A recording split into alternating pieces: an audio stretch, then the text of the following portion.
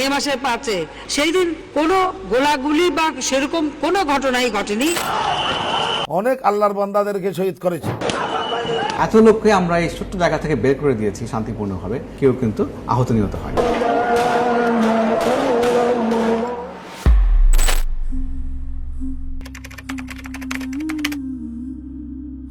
রক্তাক্ত এক ইতিহাস। 6 মে ভোরবেলা ঢাকার আকাশটা আজ অদ্ভুত শান্ত। পাখিরা ডাকছে, হালকা বাতাস বইছে। শাপলা চত্বরের চারপাশে এক ধরনের গা ছমছমে নীরবতা, যেন শহরটা ক্লান্তিতে একটু থেমে গেছে। রাস্তাগুলো পরিষ্কার, কোথাও ভিড় নেই। চারদিকে এক ধরনের কৃত্রিম স্বাভাবিকতা। এই দৃশ্যটা দেখে আজ কে বলবে মাত্র কয়েক ঘন্টা আগে এই প্রান্তরটা ছিল হাজারো মানুষের উপস্থিতিতে মুখর, উত্তেজনায় ভরা, স্লোগানে কাঁপানো এক রণক্ষেত্র। মনে হয় না গতকাল রাতে এখানে কিছু ঘটেছিল, কিন্তু ঘটেছিল এক রক্তাক্ত ইতিহাস।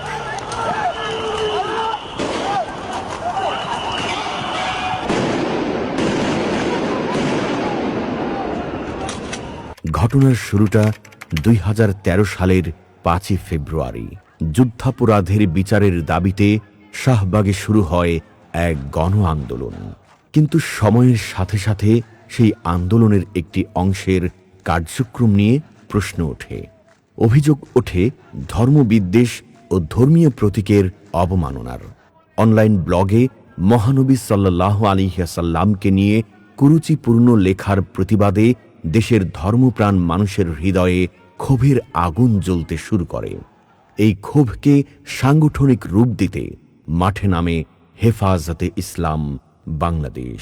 অনেক নেতা কর্মীদেরকে আহত করেছে এবং গ্রেফতার করেছে আমাদের নেতা কর্মীদেরকে।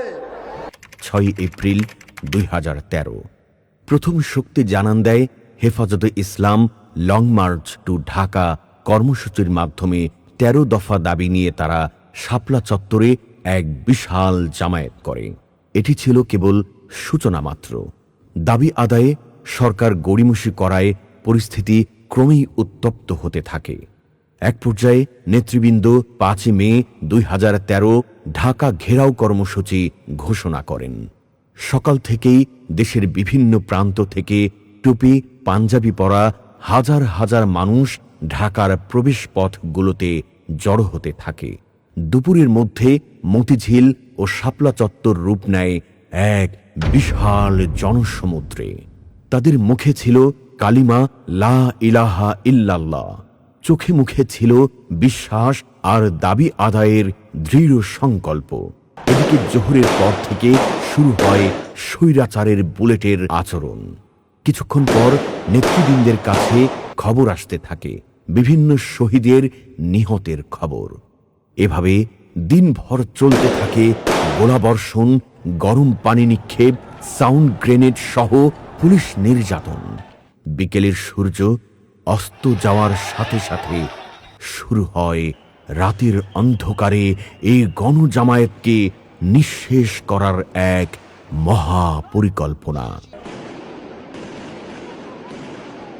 সেনাবাহিনী থেকে নেতৃত্ব দেয় জিয়াউল আহসান, আর মহাপরিচালনাকারী হিসেবে ইতিহাসে যে স্বৈরাচারের নাম লিপিবদ্ধ সেটা হচ্ছে ফ্যাসিস্ট হাসিনা। এভাবে রাত বাড়তে থাকে। মতিঝিলের আকাশচুম্বী ভবনগুলোর ছায়ায় হাজার হাজার মানুষ বিছানা পেতে বসে আছে। কেউ জিকির করছে, কেউ ক্লান্তিতে ঘুমিয়ে পড়েছে। কারো কল্পনাতেও ছিল না একটু পর কি হতে যাচ্ছে।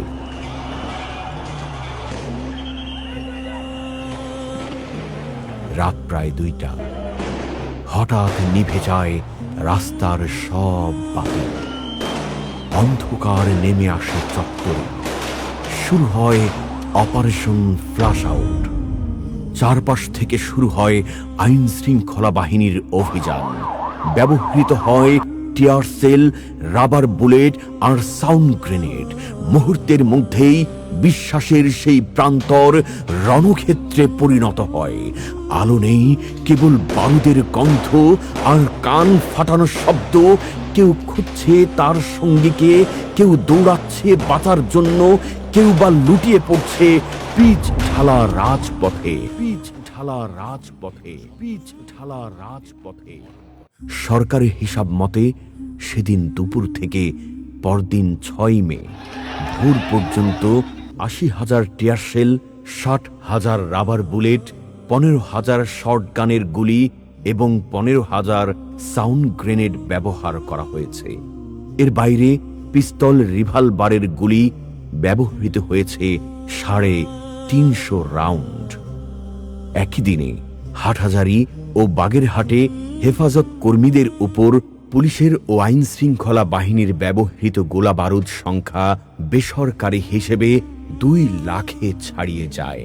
এই রাতে ঠিক কতজন নিখোঁজ হয়েছিল, কতজন প্রাণ হারিয়েছিল তা নিয়ে আজও আছে ধোঁয়াশা, আছে বিতর্ক। সরকারি ও বেসরকারি সূত্রের তথ্যের আকাশ পাতাল পার্থক্য এই অধ্যয়নকে ইতিহাসের অন্যতম বিতর্কিত পাতায় পরিণত করেছে। আজ এতগুলো বছর পর শাপলার চত্বর আবারও স্বাভাবিক। মানুষ আসে যায়, জীবন তার নিজ গতিতে চলছে, কিন্তু ইতিহাস কখনো থেমে থাকে না। সে বেঁচে থাকে মানুষের মনে প্রশ্ন হয়ে। শাপলা চত্বর 2013 ক্র্যাকডাউন এটি কেবল একটি রাজনৈতিক ঘটনা নয়, এটি একটি জাতির স্মৃতিতে দীর্ঘ ছায়া ফেলে যাওয়া এক ক্ষত। প্রশ্নগুলো এখনো বাতাসে ঘুরে বেড়ায়। সেদিন ঠিক কি ঘটেছিল, কেন ঘটেছিল? ন্যায় বিচার কি আমরা পেয়েছি? ইতিহাসের বিচার হয়তো সময় নেয়, কিন্তু মানুষের হৃদয়ে খোদাই করা আর্তনাদ সহজে মুছে যায় না। মনে রাখবেন, কিছু রাত শুধু রাত নয়, এগুলো হয়ে যায় একটি জাতির রক্তক্ষয়ী ইতিহাস।